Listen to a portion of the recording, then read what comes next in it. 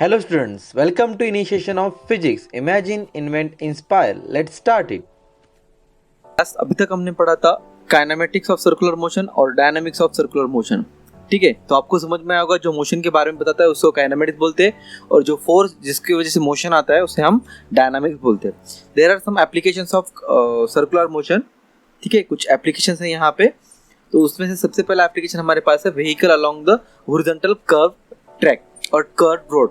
यहाँ पे देखिए ये कर्व ट्रैक है और व्हीकल जो इसे गोल गोल गोल गोल ऐसे यहाँ पे घूम रहा है। तो ये जो हॉरिजॉन्टल यहाँ पे जो मीनिंग दिया गया है इसका मतलब ये फ्लैट सरफेस है, पूरा फ्लैट है, कोई ऊपर नहीं कोई नीचे नहीं है। तो हम ये भी देखने वाले हैं कि अगर ये जब हॉरिजॉन्टल सरफेस फ्लैट नहीं रहेगा तब क्या होगा डेरिवेशन, उसे हम बैंक्ड बोलते हैं। क्या बोलते हैं उसे हम बैंक रोड बोलते हैं। वो आगे आपको डेरिवेशन आने वाला है। तो सबसे पहले हम यहाँ पे पढ़ते हैं कि हॉरिजॉन्टल सरफेस पे क्या होने वाला है। तो हॉरिजॉन्टल सरफेस पे पढ़ने से पहले there are some type of forces acting on a vehicle. कोई भी व्हीकल आगे जब हम लेंगे तो उसमें से कुछ फोर्सेस होंगे जो वैसे ही लगते हैं जैसे यहाँ पे लगने वाले हैं। फॉर एग्जाम्पल लेंगे हम वेट। फॉर एग्जाम्पल सबसे पहला हमारे पास है वेट। वेट जो है नोटेशन WT से लिख सकते हैं या फिर W भी लिख सकते हैं, आपकी मर्जी। ठीक है, उसे वेट से जो always act in downward direction, always बोल रहा हूँ मैं, always acts in downward direction. Downward direction इसका मतलब ये हुआ कि ये जो फोर्स है ऑलवेज हमेशा जो क्या हो जाएगा वो नीचे ही लगने वाला है। ठीक है, और दूसरा है नॉर्मल फोर्स। सेकंड है हमारे पास नॉर्मल फोर्स। नॉर्मल फोर्स जो रहता है उसे हम डिनोट करते हैं N से।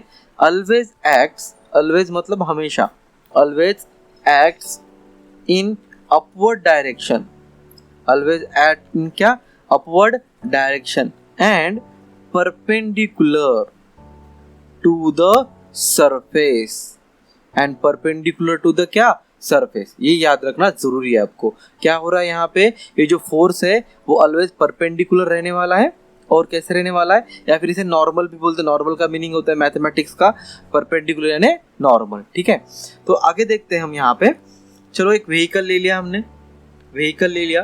A vehicle of mass m, of mass m with velocity v, with velocity v of r radius, of r radius circular track।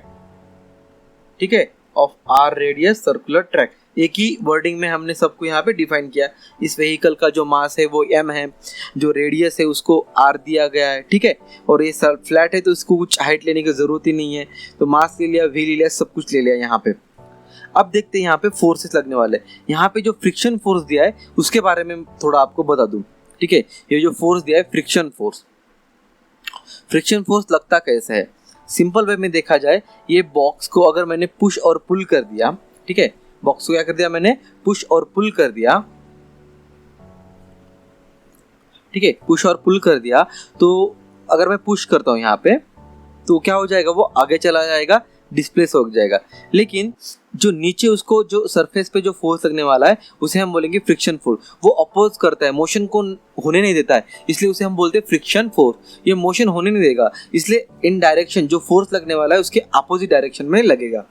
जो यहाँ पे सर्कुलर ट्रैक वक्त घूमते वक्त इसको सेंट्रीफ्यूगल फोर्स लगने वाला है और ये सेंट्रीफ्यूगल फोर्स मिनिमाइज करने के लिए यहाँ पे फ्रिक्शन फोर्स लगेगा। मतलब वो हो जाएगा, यहाँ पे अगर सेंट्रीफ्यूगल फोर्स लगा तो उसके पीछे क्या लगेगा, फ्रिक्शन फोर्स लगने वाला है। और साथ ही साथ यहाँ पे इस डायरेक्शन में कौन सा फोर्स आएगा हमारे पास, सेंट्रीपिटल फोर्स। कौन सा फोर्स आएगा, सेंट्रीपिटल फोर्स। अभी देखते हैं हम यहाँ पे ये जो फ्री बॉडी डायग्राम को हम निकालते हैं। फ्री बॉडी अगर डायग्राम निकाले, upward force is normal force, downward force is mg, right. और यहाँ पे अगर हम देखेंगे इस तरफ कौन सा फोर्स लग रहा है, यहाँ पे फ्रिक्शन फोर्स लग रहा है। और साथ ही साथ कौन सा फोर्स लग रहा है यहाँ पे, सेंट्रीपिटल फोर्स लग रहा है। कौन सा फोर्स लग रहा है, सेंट्रीपिटल फोर्स। अगर हम इसको रिजोल्यूशन करते हैं, ये याद रखिए स्टेप, पहले हमने डिस्क्राइब किया, उसके बाद फ्री बॉडी डायग्राम निकाली, और थर्ड है resolution of forces. Resolution of forces, अगर हम यहाँ पर रिजोल्यूशन ऑफ फोर्सेस करते तो क्या होता है, तो first of all in direction of x axis.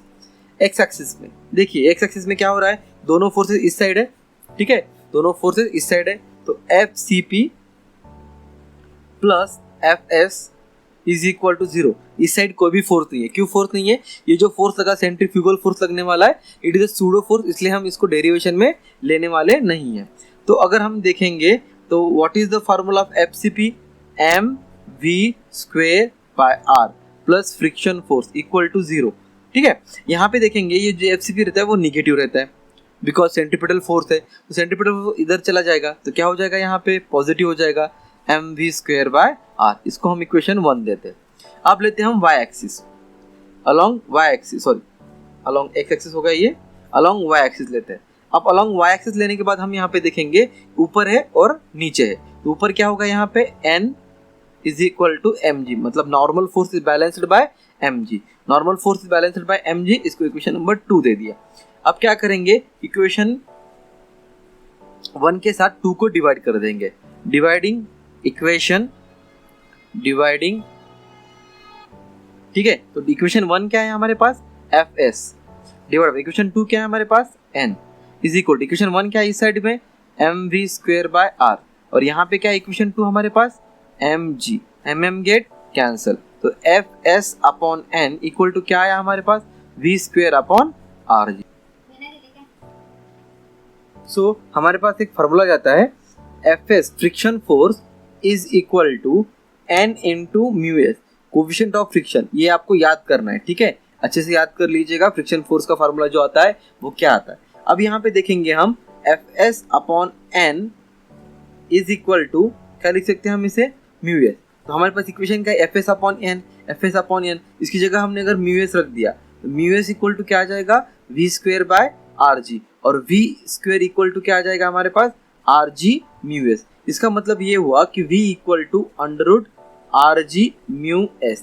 जो यहाँ पे देखने की बात ये है यहाँ पे कि ये जो डिपेंडेंट है velocity, it's depend upon radius of curvature and acceleration due to gravity, radius of curvature and acceleration due to gravity. यहाँ पे मास पे डिपेंडेंट नहीं है, तो हम यहाँ पे लिख सकते हैं कि यहाँ पे हम क्या लिख सकते हैं कि in the circular track horizontal पे does not depend upon the mass of the vehicle. हमें कोई जरूरत ही नहीं है कि मास ऑफ व्हीकल पे डिपेंड करे, it depends upon the circular track की रेडियस कितनी है और जो ग्रेविटेशन कांस्टेंट यहाँ पे जो लगने वाला है वो कितना है।